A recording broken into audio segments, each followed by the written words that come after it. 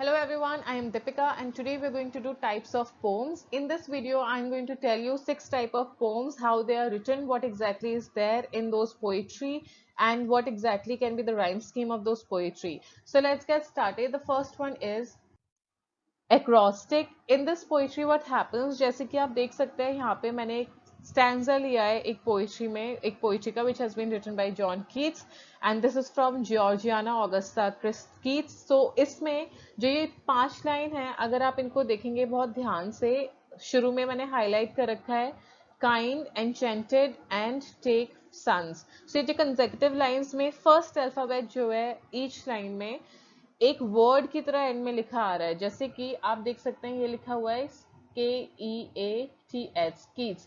इसी तरीके से किसी भी पोएट्री में जब लास्ट के या शुरुआत के वर्ड के लास्ट अल्फाबेट या फिर फर्स्ट वर्ड का फर्स्ट अल्फाबेट जब आप नीचे की तरफ पढ़ेंगे तो एक पूरा का पूरा वर्ड मीनिंगफुल वर्ड फॉर्म करता है, दैट बिकम्स योर एक्रोस्टिक. जैसे कि यहाँ पे डेफिनेशन लिखी गई है, an acrostic poem is a poem where the one letter in each line spells out a word or phrase vertically that acts as a theme or message of the poem.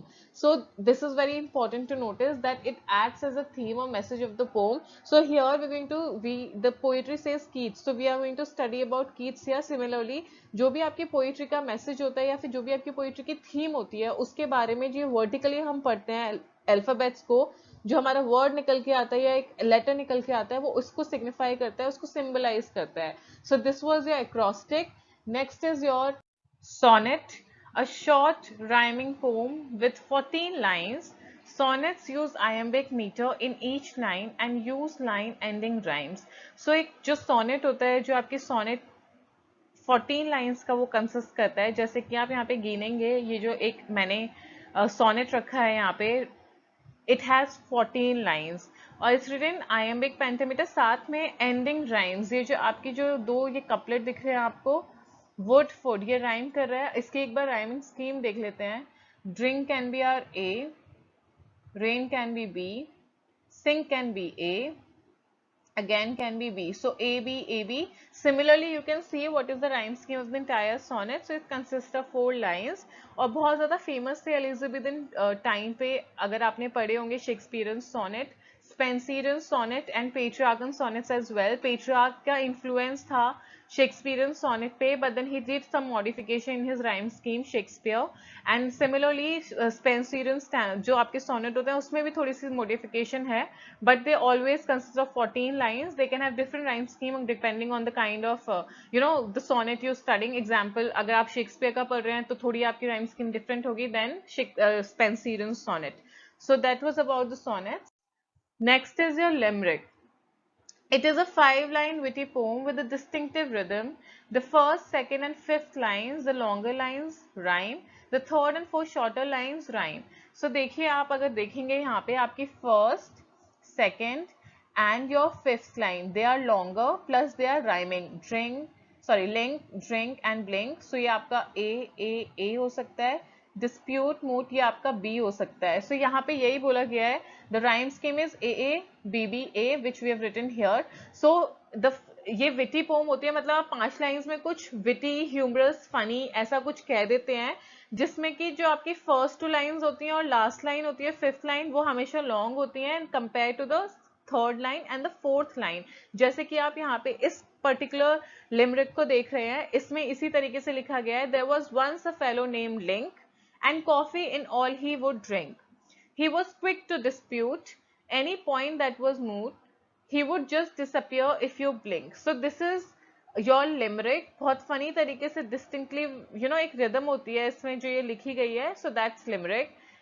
Next is narrative. Narrative is the simplest to spot in all. Narrative एक story की तरह poetry होती है जिसमें कि narration किया जाता है और कैरेक्टर्स और प्लॉट को इंपॉर्टेंस दी जाती है.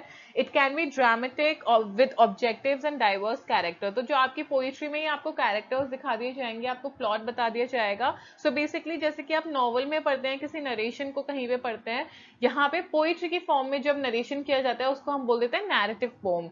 जैसे कि यहाँ एग्जाम्पल में आप देख सकते हैं, ये विलियम वर्ड्सवर्थ की एक पोइट्री है जो the idiot boy, which is the example here. It is 8 o'clock, a clear March night. तो आपको बता दिया गया है कि 8 बज रहे हैं और ये मार्च की एक नाइट है। The moon is up, the sky is blue. You been given the background also कि किस तरीके से moon is all up and the sky is entirely blue. The owlet in the moonlight air, तो आपको owlet के बारे में बता दिया है। Shouts from nobody knows where, so कहाँ से चिल्ला रहा है किसी को नहीं पता है। He lengthens out his lonely shout, hello, hello, a long hello. So here the character is your owlet and you've been given the background, you've been given the entire scenario, and this is your narrative poetry. Epic, a lengthy narrative poem in grand language celebrating the adventures and accomplishments of a legendary or conventional hero. जैसे कि एक कोई भी इंसान को एक character, the protagonist और the hero, उसको हम दिखाते हैं लार्जर देन लाइफ जैसे कैरेक्टर में, जितनी भी चीजें उससे रिलेटेड होती हैं उनको एकदम, जैसे यहाँ पे लिखा गया है, you celebrating it in grand language, सब कुछ एकदम बड़ा, सब कुछ एकदम बहुत ज्यादा, नॉट नथिंग लाइक नॉर्मल, एकदम सुपर ह्यूमन की तरह हम जिसको दिखाते हैं, हम उसको बोल सकते हैं एपिक। और यहाँ पे जैसे कि होमर ने लिखी थी Iliad and Odyssey, these are two major ancient Greek epic poems. So this was about epic. Next is haiku. This ancient form of poetry writing is owned for its small size as well as the precise punctuation and syllables needed on its 3 lines. ये बहुत ही छोटी तरीके की मतलब बहुत ही कम lines में लिखे जाने वाली पोइट्री है, which is consist of only 3 lines.